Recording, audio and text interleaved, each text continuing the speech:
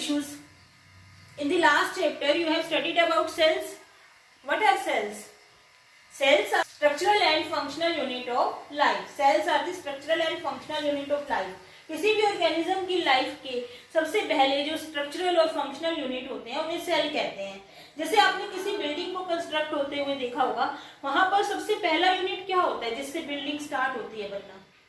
ईंटें, ब्रिक्स. बहुत सारी ब्रिक्स को हम इकट्ठा ज्वाइन करते जाते हैं तो क्या होता है, एक वॉल बन जाती है इस तरह से. और बहुत सारी वॉल्स को जब हम इकट्ठा कर देते हैं तो क्या होता है, एक रूम बन जाता है. और बहुत सारे रूम्स इकट्ठे हो जाते हैं तो बिल्डिंग तैयार हो जाती है. इसी भी तरह किसी भी ऑर्गेनिज्म की जो बॉडी है वो सेल से मिलकर बनी होती है. बहुत सारे सेल्स जब इकट्ठे ज्वाइन हो जाते हैं तो टिश्यू बनते हैं. So what are tissues? Tissues are a group of cells that work together to perform a common function. Tissues cells का वो ग्रुप है जो इकट्ठे मिलकर काम करता है और एक कॉमन फंक्शन को अंजाम देता है, एक कॉमन फंक्शन क्रिएट, एक कॉमन फंक्शन परफॉर्म करता है. Now importance of tissues. Tissues की क्या जरूरत है बॉडी में, क्यों बनते हैं टिश्यूज? जो टिश्यूज हैं जब वो बन जाते हैं तो वो किसी भी मल्टी सेलुलर ऑर्गेनिज्म की बॉडी में डिवीजन ऑफ लेबर में हेल्प करते हैं. डिवीजन ऑफ लेबर मीन्स अलग अलग टिश्यूज जो है वो अलग अलग काम करते हैं. जो टिश्यूज हैं वो मिलकर ऑर्गन बनाते हैं, ऑर्गन्स मिलकर ऑर्गन सिस्टम बनाते हैं. और जितने भी ऑर्गन हैं, ऑर्गन सिस्टम्स होते हैं किसी बॉडी में, वो सब अपना अपना काम करते हैं. जिससे क्या होता है, ह्यूमन बॉडी का वर्क जो होता है वो बढ़ जाता है. जैसे स्टमक है वो अपना काम करता है, इंटेस्टाइन अपना काम करती है, लार्ज इंटेस्टाइन अपना काम करती है, स्मॉल इंटेस्टाइन अपना काम करती है, लिवर अपना वर्क करता है. तो क्या होता है, एक ऑर्गन सिस्टम जो है, जो हमारा डाइजेस्टिव सिस्टम है, उसका एक फंक्शन जो होता है कि डाइजेशन में हेल्प करना, वो पूरा हो जाता है. वो डाइजेशन में हेल्प करने लग जाता है.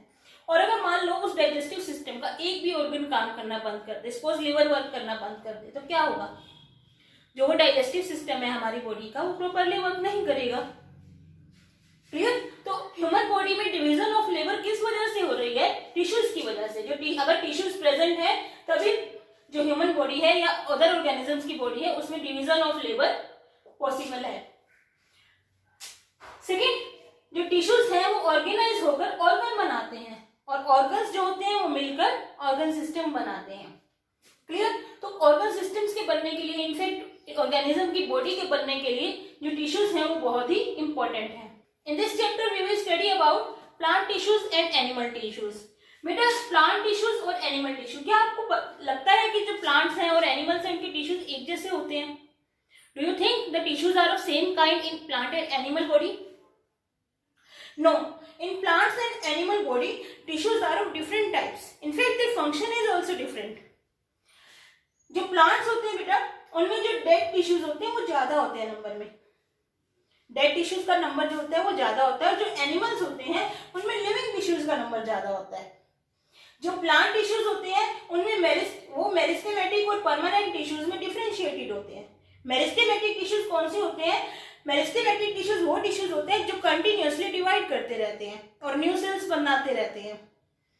जबकि परमानेंट टिश्यूज वो टिश्यूज होते हैं जो कि डिवाइड करना बंद कर चुके होते हैं. तो प्लांट बॉडी जो होती है उसमें जो टिश्यूज होते हैं वो मेरिस्टेमेटिक और परमानेंट टिश्यूज में डिवाइडेड होते हैं. जबकि जो एनिमल टिश्यूज होते हैं उसमें इस तरह की कोई भी डिफरेंशिएशन नहीं होती. कोई मेरिस्टेमेटिक टिश्यू, परमानेंट टिश्यू, इस तरह की कोई डिफरेंशिएशन नहीं होती है. Now we will study about plant tissues. Plant tissues are of two types, meristematic tissues and permanent tissues. Meristematic tissues वो टिश्यूज होते हैं जो कंटिन्यूअसली डिवाइड करते रहते हैं और न्यू सेल्स बनाते रहते हैं. और परमानेंट टिश्यूज वो टिश्यूज होते हैं जो कि अपनी डिवाइड करने की कैपेबिलिटी को खो चुके हैं, जो कि अब डिवाइड नहीं करते हैं. मेरिस्टेमेटिक टिश्यूज जो होते हैं वो तीन तरह के होते हैं, apical meristem, intercalary meristem and lateral meristem. जबकि जो परमानेंट टिश्यूज होते हैं वो दो तरह के होते हैं, simple permanent tissues and complex permanent tissues. Simple permanent tissues are again of three types, parenchyma, collenchyma and sclerenchyma. Complex permanent tissues in plants are of two types, xylem and phloem. Now we will study about meristematic tissues. Meristematic tissues are also called meristem. इसको meristem भी कहते हैं. Characteristics of meristematic tissues. Meristematic tissues होते क्या है? वो tissues होते हैं जो कंटिन्यूअसली डिवाइड करते रहते हैं और न्यू सेल्स बनाते रहते हैं। Clear? They are actually parent tissues. They are actually the parent tissues. Parent tissues कैसे हैं? क्योंकि जो मेरिस्टेमेटिक टिश्यूज हैं उन्हीं से ही अदर टिश्यूज डेवलप होते हैं। They are parent tissues. They divide continuously to form new cells. Continuously divide करते हैं और न्यू सेल्स बनाते हैं और इस तरह से ये प्लांट की ग्रोथ में पार्टिसिपेट करते हैं, प्लांट की ग्रोथ में हेल्प करते हैं by forming new cells. As a result जो प्लांट होता है उसमें नई नई लीव्स निकलती रहती हैं, फ्लावर्स आते हैं, फ्रूट्स आते हैं। ये सब कैसे आते हैं? मेरिस्टेमेटिक टिश्यू की वजह से। Meristematic tissue help in healing of injury in plants. In case plant में कोई इंजरी हो जाती है, प्लांट कहीं से टूट जाता है, तो क्या होता है, जो मेरिस्टेमेटिक टिश्यूज हैं वही हीलिंग में हेल्प करते हैं, उसको रिपेयर करने में हेल्प करते हैं, क्योंकि जो मेरिस्टेमेटिक टिश्यूज हैं वो डिवाइड होकर न्यू सेल्स बना देते हैं, जिससे जो इंजरी है वो हील हो जाती है, ठीक हो जाती है। On the basis of position in the plant body, कि प्लांट बॉडी में किस जगह पर प्रेजेंट है, उस बेस पर जो मेरिस्टेमेटिक टिश्यूज होते हैं वो 3 तरह के होते हैं। Apical meristem, intercalary meristem and lateral meristem. Firstly, we will study about apical meristem. Apical, as the name indicate, at the apex. Apex. Apex means tips. जो एपिकल मेरिस्टेम टिश्यू होता है वो स्टेम और रूट्स की tips पर present होता है। It is present at the growing tips of stems and roots. और इसका फंक्शन क्या है एपिकल मेरिस्टेम का? It produces growth in length of root and stem. जो रूट और स्टेम की ग्रोथ होती है, रूट्स और स्टेम की ग्रोथ एपिकल मेरिस्टेम और एपिकल मेरिस्टेमेटिक टिश्यू की प्रेजेंस की वजह से होती है, क्योंकि ये टिप्स पर प्रेजेंट होता है। क्लियर? अगर हम किसी भी प्लांट पार्ट की टिप को काट दें तो वो जो प्लांट पार्ट है और ज्यादा ग्रो नहीं करेगा। क्यों ग्रो नहीं करेगा? क्योंकि जो एपिकल मेरिस्टेमेटिक टिश्यू है जो कि प्लांट की ग्रोथ में हेल्प करता है वो केवल टिप्स पर प्रेजेंट होता है। Okay, next is intercalary meristem. It also as the name indicates intercalary. Inter means बीच में प्रेजेंट होता है in the intermediate position. Where? At the base of leaves, base of internodes or below the nodes. बेटा node क्या होता है? वो place होता है जहां से प्लांट में, मान लो ये प्लांट है, जहां से कोई न्यू ब्रांच निकलती है, जैसे यहाँ से न्यू ब्रांच निकल रही है तो ये प्लेस क्या हो गया? नोड हो गया। क्लियर? और 2 नोड्स के बीच का जो प्लेस होता है, मान लो यहाँ से एक न्यू ब्रांच निकल रही है तो ये नोड हो गया, और यहाँ से एक और ब्रांच निकल गई, ये नोड हो गया। तो इन 2 नोड्स के बीच का जो प्लेस होता है उसे इंटरनोड कहते हैं। तो at the base of nodes and at the base of internodes और at the base of leaves intercalary meristematic tissue is present and it helps in upward bending of shoots. बेटा जब shoots ज्यादा बड़ी हो जाती हैं, जैसे आप देखते हो कि कई प्लांट्स जब ज्यादा ही ग्रो कर जाते हैं, लंबे हो जाते हैं, तो वो थोड़ा सा झुक जाते हैं। तो अपवर्ड बेंडिंग ऑफ शूट्स वो क्यों झुक जाते हैं? उस इंटरकैलरी मेरिस्टेमेटिक टिश्यू की प्रेजेंस की वजह से। ठीक है? Next is lateral meristem. Lateral means sides. Lateral means sides.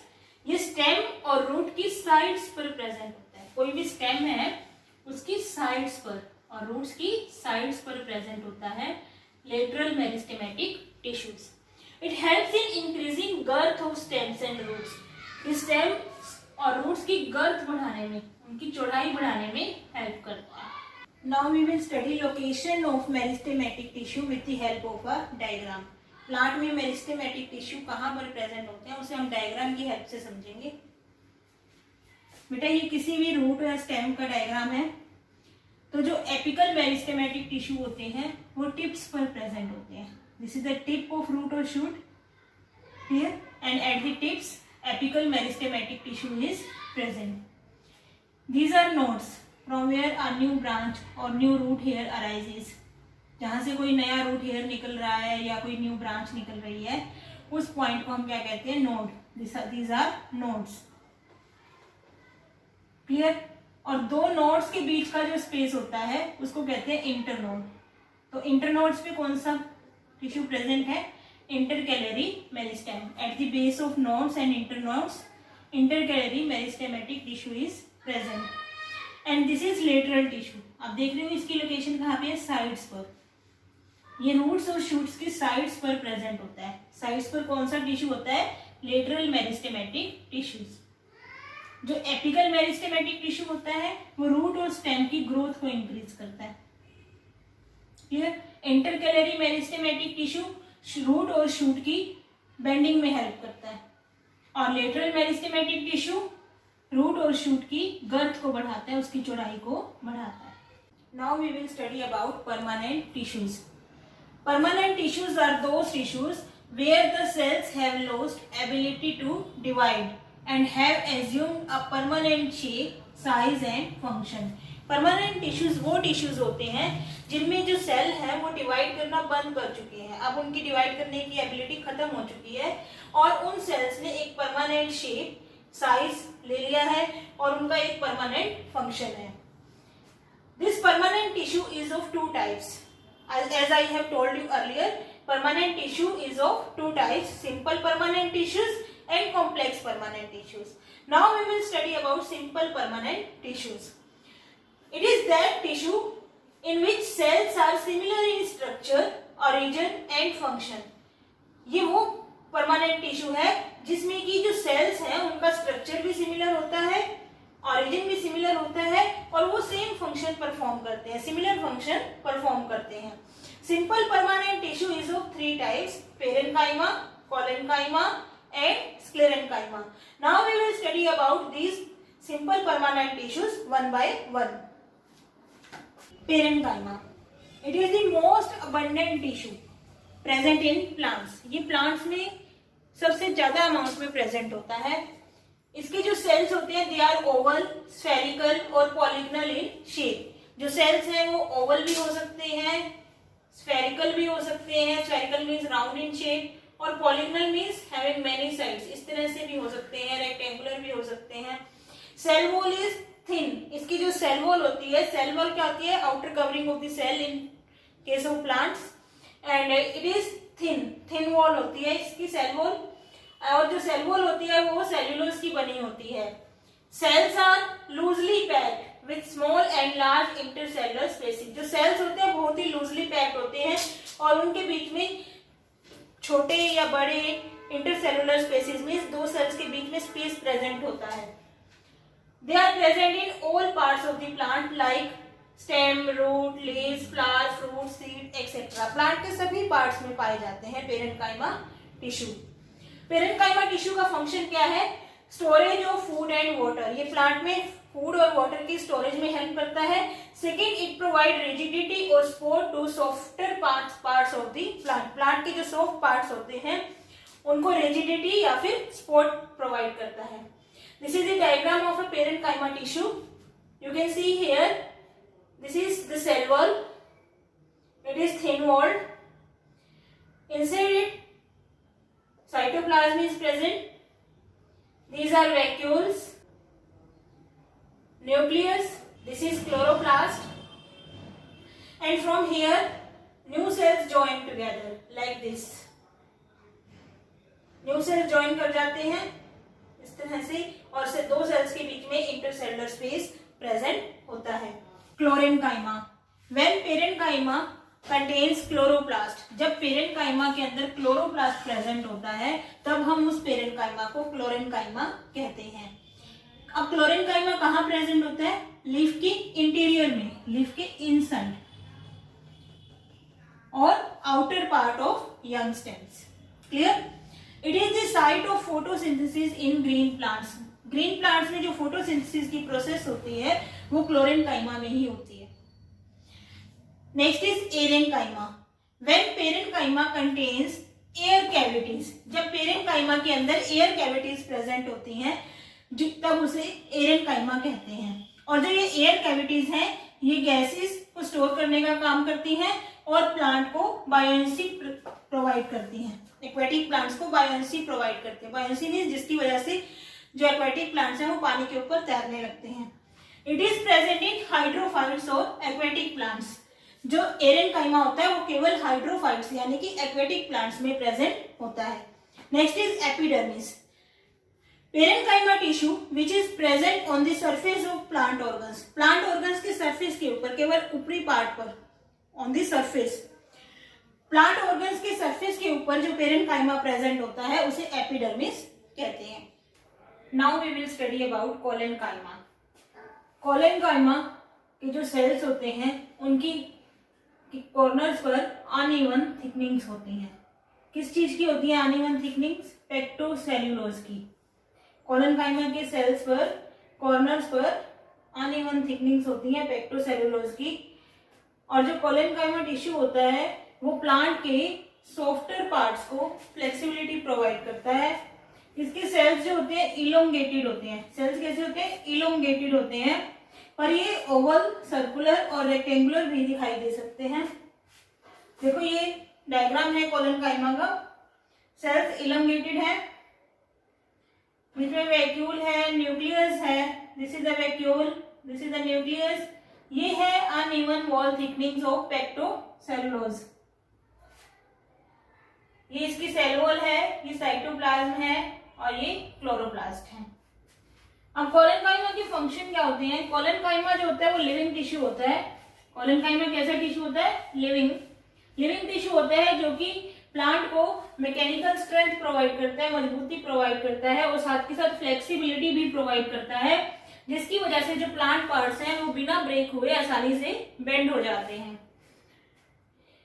It helps in growth and elongation. ये प्लांट की ग्रोथ में और इलोंगेशन में भी हेल्प करता है।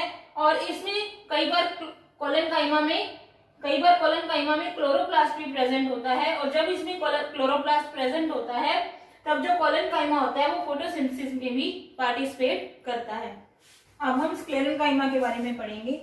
स्क्लेरेनकाइमा टिश्यू के जो सेल्स होते हैं वो डेड होते हैं और हाईली थिक वॉल्ड होते हैं। इनकी जो सेल वॉल होती है वो बहुत ही थिक होती है due to the deposition of lignin. Lignin जो है वो सीमेंट की तरह एक्ट करता है और सेल वॉल को हार्ड कर देता है। स्क्लेरेनकाइमा जो टिश्यू होता है वो दो तरह का होता है, फाइबर्स और स्क्लेरेट्स। जो फाइबर्स होते हैं वो स्पिंडल शेप्ड सेल्स के बने होते हैं। ये स्पिंडल शेप्ड सेल्स जो होते हैं वो इनकी लेंथ 1 मिलीमीटर से लेकर 550 मिलीमीटर तक हो सकती है। और ये जो स्पिंडल शेप्ड सेल्स होते हैं, फाइबर्स होते हैं, ये या तो शीट्स की फॉर्म में प्रेजेंट होते हैं या फिर बंडल्स की फॉर्म में प्रेजेंट होते हैं। जो स्क्लेरेट्स हैं ये शॉर्ट एंड ब्रॉड सेल्स के बने होते हैं। इनकी जो सेल वॉल होती है हाईली थिक वॉल्ड होती है, हाईली थिक सेल वॉल होती है और ये भी या तो सिंगली एक्ट करते हैं या फिर ग्रुप्स में प्रेजेंट होते हैं।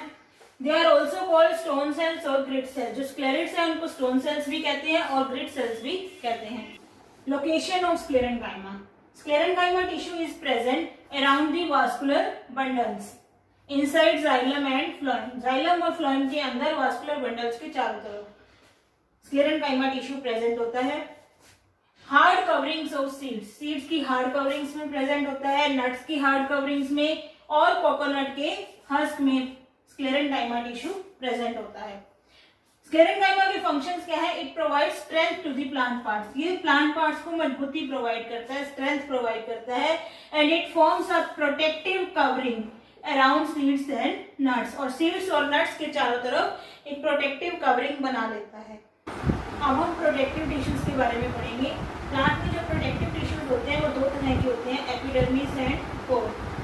जो प्रोटेक्टिव टिश्यू होते हैं वो सेल्स की आउटर कवरिंग से बने होते हैं और प्लांट पार्ट्स को प्रोटेक्ट करते हैं, उसको पूरी तरह से कवर कर लेते हैं और उसकी एडवर्स एनवायरमेंटल फैक्टर्स और पैथोजेंस यानी कि डिजीज कॉजिंग जर्म्स से प्लांट्स को प्रोटेक्ट करते हैं, प्लांट पार्ट्स को प्रोटेक्ट करते हैं। जो एपिडर्मिस है वो आउटर प्रोटेक्टिव लेयर होती है प्लांट पार्ट्स के चारों तरफ। इसकी जो सेल्स होते हैं वो इलोंगेटेड यानी कि लंबे होते हैं, क्लोजली पैक्ड और बहुत ही क्लोजली पैक्ड होते हैं। इनके बीच में कोई भी इंटरसेलुलर स्पेस प्रेजेंट नहीं होता है।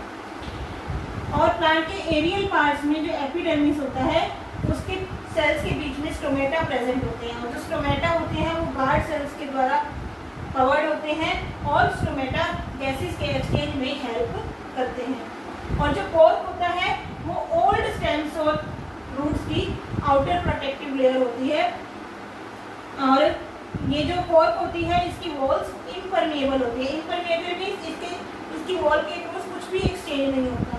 एपिडर्मिस में तो गैसेज एक्सचेंज हो रही थी ना स्टोमेटा के थ्रू, बट जो कॉर्क होता है उसकी वॉल इम्परमेबल होती है।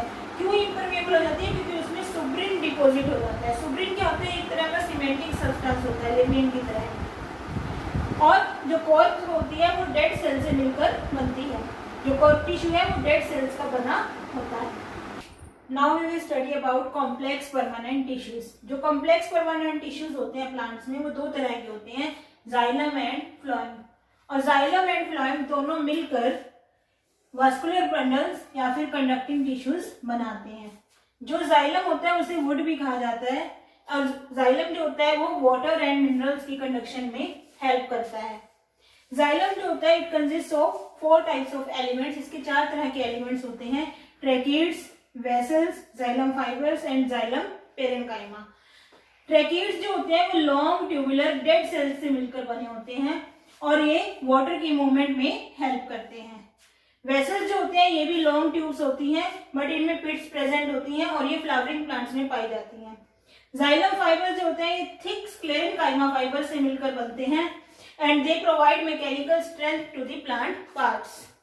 जाइलम पेरेन्काइमा जो होता है ये लिविंग सेल्स का बना होता है। आपने देखा जो ट्रैकिड्स हैं, वेसल्स हैं और जाइलम फाइबर्स हैं, तीनों एलिमेंट जाइलम के डेड सेल से मिलकर बनते हैं, बट जाइलम पेरेन्काइमा ही एक ऐसा एलिमेंट है जाइलम का जो कि लिविंग सेल से मिलकर बना होता है और ये फूड को स्टोर करने में हेल्प करता है और वाटर की स्लो और लेटरल कंडक्शन में हेल्प करता है। Now we will study about phloem. Phloem helps in conduction of food inside the plant. Phloem जो है वो फूड की कंडक्शन में हेल्प करता है प्लांट में। Phloem की भी 4 एलिमेंट्स होते हैं। कौन कौन से? Sieve tubes, companion cells, phloem parenchyma and phloem fibers। जो सीव ट्यूब्स होते हैं वो इलोंगेटेड ट्यूबुलर कंडक्टिंग एलिमेंट्स होते हैं phloem की। Elongated means long, tubular tubelike conducting elements होते हैं फ्लोएम के। कंपेनियन सेल्स ये थिन वॉल्ड सेल से मिलकर बने होते हैं और ये सीव ट्यूब्स की साइड्स पर प्रेजेंट होते हैं। सीव ट्यूब के दोनों साइड्स पर प्रेजेंट होते हैं। सीव ट्यूब सेल्स और कंपेनियन सेल्स को सिस्टर सेल्स भी कहा जाता है क्योंकि इनका ओरिजिन सेम मदर सेल से होता है और इन दोनों के ही फंक्शंस को कंपेनियन सेल के न्यूक्लियस के द्वारा कंट्रोल किया जाता है। फ्लोएम पेरेन्काइमा के जो सेल्स होते हैं वो थिन वॉल्ड होते हैं और लिविंग होते हैं और फ्लोएम पेरेन्काइमा के जो सेल्स होते हैं वो स्टोरेज और लेटरल कंडक्शन में हेल्प करते हैं। फ्लोएम फाइबर्स जो होते हैं वो नॉन लिविंग कंपोनेंट्स हैं फ्लोएम के।